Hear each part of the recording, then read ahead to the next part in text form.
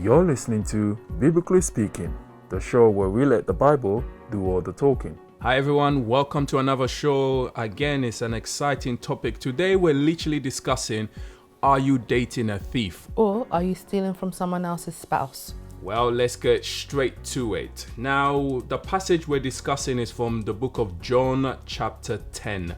I'm sure a lot of us are familiar with this passage. In fact, John 10:10 says, the thief comes to steal, kill and destroy. Now let's study that passage and understand how this relates with us, in particular when we're in relationships. All right, John 10 verse 1. Most assuredly I say to you, he who does not enter the sheepfold by the door, but climbs up some other way, the same is a thief and a robber.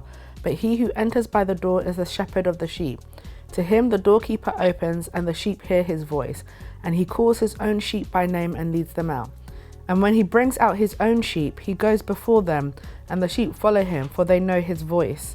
Yet they will by no means follow a stranger, but will flee from him, for they do not know the voice of strangers. Then Jesus said to them again, most assuredly I say to you, I am the door of the sheep.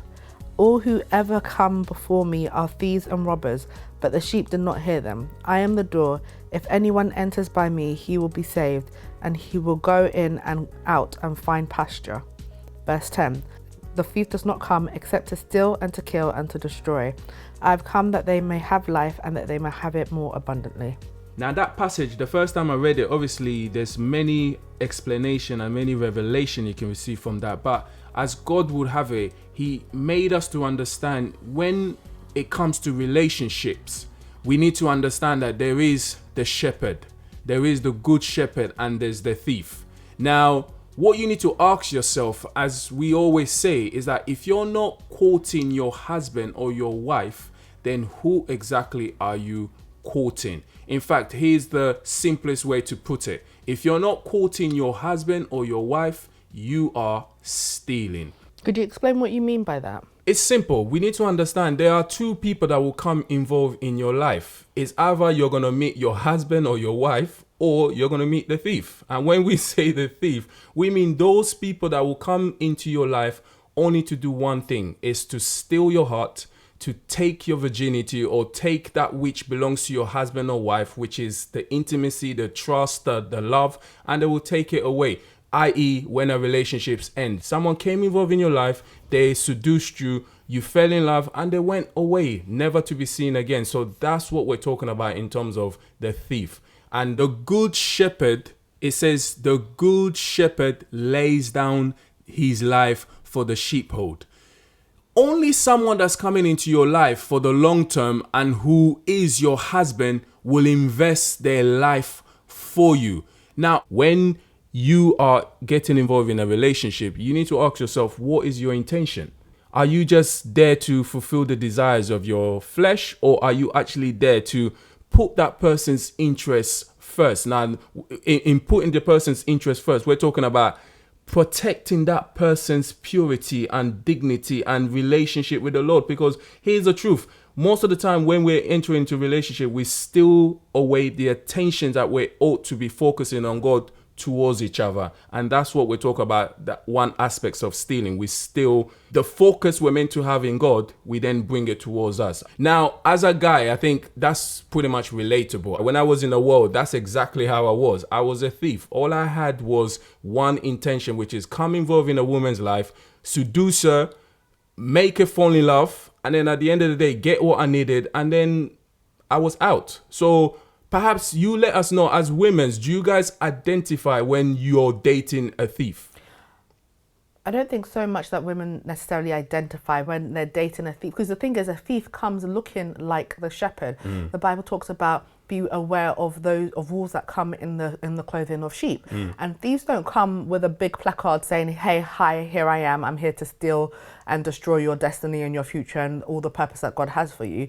They come appearing as a good shepherd. They come appearing as your future husband. But I think the places where as women we don't realize is because of the desire to be in relationships with just any and everyone, we end up also becoming thieves in our own sense, in terms of that we will date someone regardless of whether this is the person that God has spoken to us about, and date them because of, we're lonely.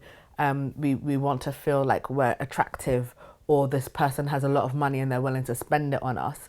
And get into those relationships, not realizing that we're destroying somebody else's husband, we're destroying somebody else's future.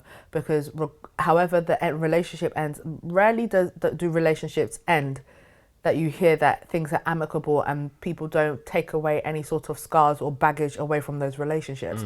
The relationships always end with something, because there's been an exchange, whether it's time, emotion, sex, finance, family. You know, there's been an exchange of something, and you've depleted from whatever it is that you're meant to save up from. If you think about yourself as a investment and a bank account, you're taken from that investment, you're taken from your savings, you're taken from, you know, your day-to-day expenses, and using that that money to spend on somebody who is not going to give you a return on that investment. So you're wasting time, and time is the one thing that we can't get back. Neither is virginity, neither are emotions. You've given them away and you can't get them back, and you're the one left depleted, especially if that person came as a thief in your life. And we need to understand, with regards to thieves, the reason they come in to be involved in your life is because they see you as being valuable. Most thieves don't go for things that are not valuable. So in this regards, the shepherd is making us see that I have that which is valuable, which is my sheep. But the thief also recognizes the same thing. But you need to question their intention. And that's the thing we're trying to say. The intention is quite important, because they may just see you as something for today and not necessarily for the future. And that's the difference between a thief. You're valuable today, not necessarily you're valuable for the future. I think it's also another thing to take into account is the difference between the thief and the shepherd. The shepherd is willing to lay down, he recognizes the value to the point that he's willing to lay down his life for the sheep. Now, if you're dating somebody, or you're courting somebody, or whatever we want to call it right now, if you're in a relationship with someone, look at that person. Is that person willing to die for you? Physically, literally, in terms of, will that person take a bullet for you, number one? Number two, are they showing you in different areas of their lives where they're willing to die for you? Are they willing to sacrifice for you? Are they willing to put your needs above their own? Godly, of course. You know, are they there pushing you in terms of your spiritual walk and pushing you closer to God, not drawing your attention from God to themselves? So, you know, look at what, because that shows the difference between the thief and the shepherd. The shepherd is always looking for the benefit and for the good of his sheep. The thief is looking to steal and to get the value of the sheep for himself, even if that means killing the sheep in order to do so. And to just break down the 3 steps that we highlight there, it's about stealing what? Your joy, stealing the peace of God that you have, stealing your relationship that you have with the Lord. And then the next phase, when that's achieved, because that's what happens.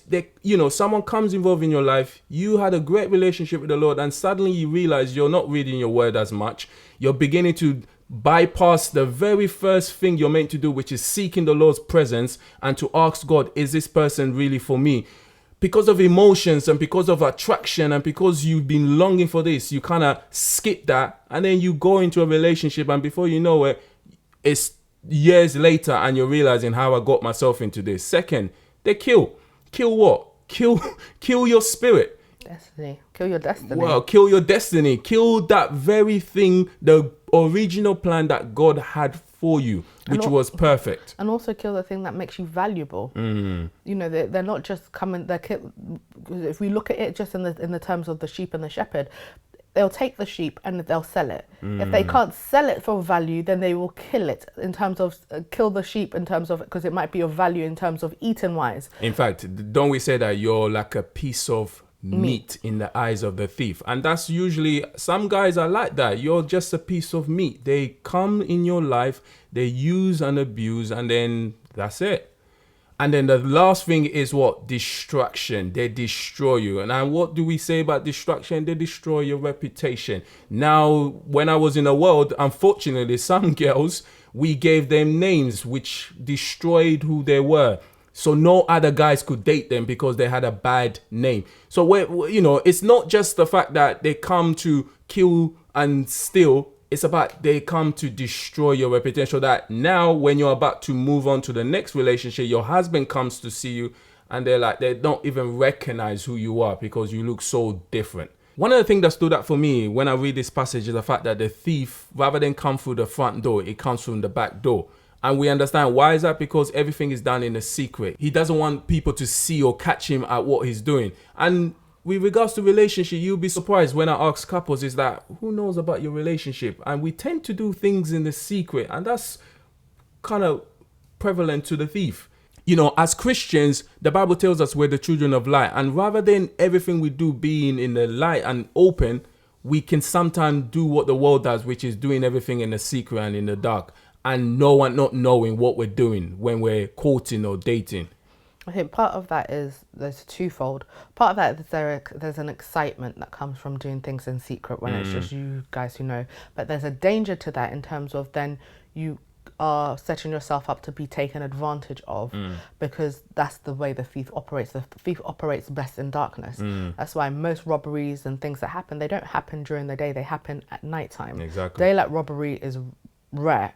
Most robberies happen at nighttime where there's a cloak of darkness and people can't see clearly what they're doing. And the other aspect is that we haven't been taught in the church about how to go through things that when it's at the stage of friendship involve godly men, godly women, whether it be parents or pastors or, you know, mentors, people who can advise you and can also filter out who it is that this person is, because sometimes you may be in a little bubble thinking that this is a godly man and really and truly he's just after one thing, or this is a godly woman and really she's just after her own agenda. So it's important to have these godly people in place so that they can help you decipher whether who you have is a thief or whether they are God's best for you. And we need to understand the Bible warns us that we need to guard our heart because out of it flows the issues of life. And the heart is deceitful above all things and desperately wicked. The Lord says, who knows it except him? So we need to understand sometime at that very stage, we ought to be accountable and involve other people. So then at least we can protect our hearts so we can actually pray properly and hear the voice of God in the midst of whatever we're doing. So then, yes, like you said, we can identify, are we dating or courting a thief, or this is actually our husbands or our wives. And that's something that we want you guys to be aware of, that ask the deep questions. Who do you want to court? Your husband or the thief? Or who are you courting? Your husband or the thief? And vice versa, men, who are you dating? Your wife or a thief? Same thing. You see, women also have power to steal from you. They will seduce you. They will take that which belongs to your wife and use it for their own good. So we're just trying to make everyone understand that we need to be aware. And also, more importantly, are you also a thief in somebody else's life? Oh, wow. So it's like, yes, it may be happening to you, but also are you doing it to someone else? That's why it's so important that we're saying, ask God before you jump into a relationship with anyone. Seek God. Is this who he's set aside for you? You know, is this his best for you? Is this the person he's created for you? We've said the first step is ask, what has God said? So in this instance, again, check yourself. Has God spoken? If not, why are you jumping into a relationship with someone? Because you're either going to be stealing from them, or they're stealing from you, or you're both stealing from each other. And as Christians, we know we have a vital responsibility in our life. Our job is to protect. We are there to protect each other's integrity and protect each other's relationship with the Lord. We're not there to steal that which God has placed in someone else's life. So yes, we can act as thieves, and you know, God forbid that we're stealing from other people's husbands and some other people are stealing from our future wives or future husbands. It's not a good feeling. So Jesus said, do to others as you would want to be done to you. So think about the future when considering relationship, because at the end of the day, the book of Ecclesiastes said, do what you want, but at the end you will give an account. So let's have that in mind, that everything that we do, we will give an account. So everyone, we just want you to think about and to pray seriously about, who is it that you're in a relationship with? Who are you trying to pursue a relationship? We don't want you to end up with a thief or be a thief, because again, destiny, purpose is at stake, and we don't want yours stolen, killed off, or destroyed. Amen. So we hope that blesses you, and until next time, hopefully we will have another topic that makes us almost get us back to a great relationship with the Lord so that we can receive all that He has for us. Hope you were blessed. Until next time, Take care. God bless. take care. We'll see you soon.